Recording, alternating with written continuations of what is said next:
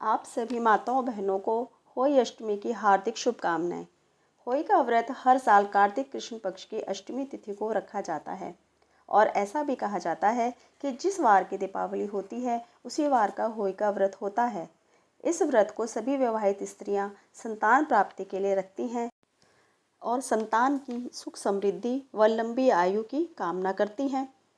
व्रत करते समय होली की कथा अवश्य सुननी चाहिए, तभी इस व्रत का संपूर्ण फल प्राप्त होता है। आइए होली व्रत की कथा सुनते हैं।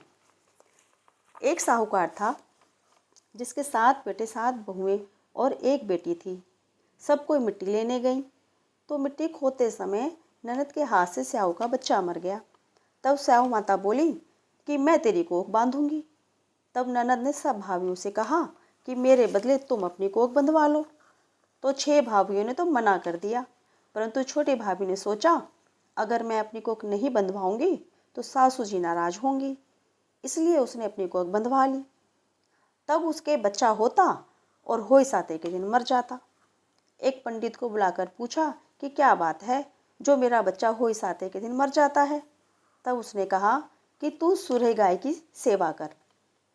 सुरही गाय स्याऊ माता की सहेली है, वह तेरी कोख छोड़ेगी, तब तेरा बच्चा जिएगा। वह सुबह जल्दी उठकर सुराही गाय का काम कराती। गौ माता ने सोचा कि आजकल कौन मेरी सेवा कर रहा है, मेरी बहुएं तो काम करती हुई लड़ाई करती हैं।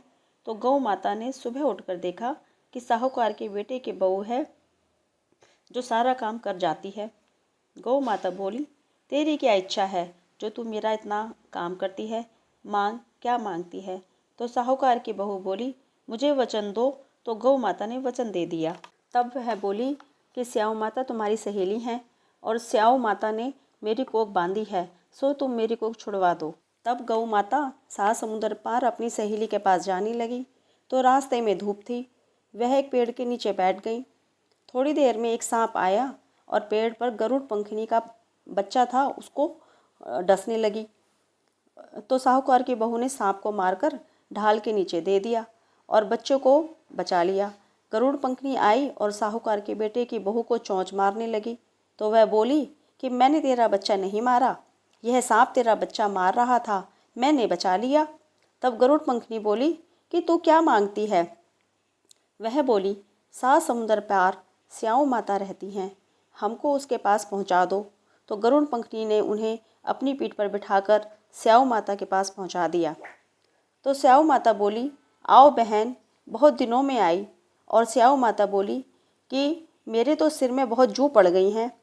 फिर साहूकार की बहू ने उसकी सारी जू निकाल दी। तब स्याऊ माता बोली, तूने मेरी बहुत भलाई करी, इसीलिए तेरे 7 बेटे 7 बहुएं हों। तो बहू बोली कि मेरे तो एक भी बेटा नहीं, 7 कहाँ से होंगे।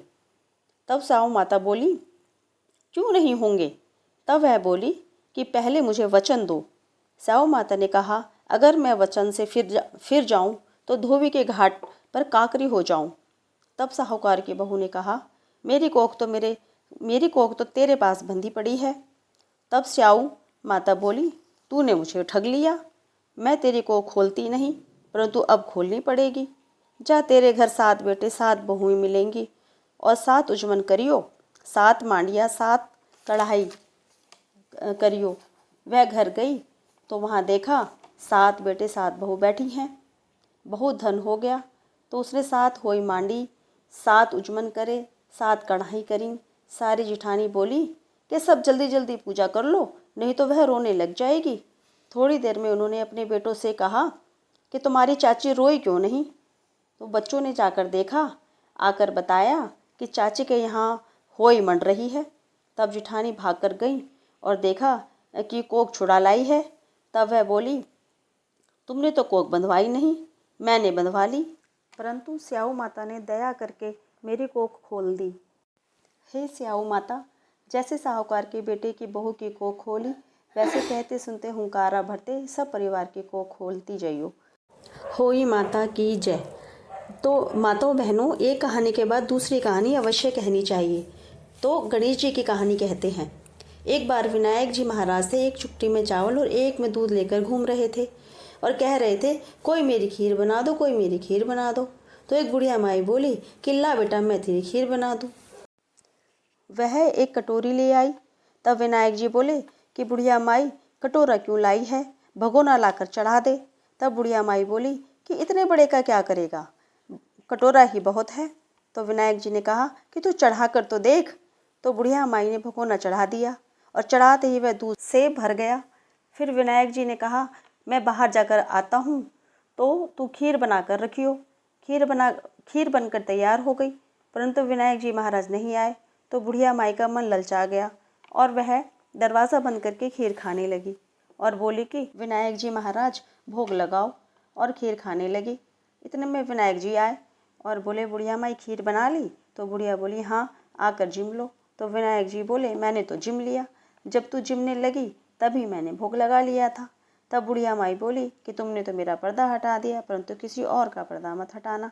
तब विनायक जी महाराज ने खूब धन दौलत भर दिया। हे विनायक जी महाराज, जैसा बुढ़िया माई को दिया वैसे कहते सुनते हुंकारा भरते सब परिवार को देना। जय गणेश जी महाराज की। अगर आपको मेरी ये वीडियो अच्छी लगी हो और इस तरह की और कथाएं सुनना चाहती हूँ तो मेरे चैनल को लाइक, शेयर और सब्सक्राइब जरूर करें।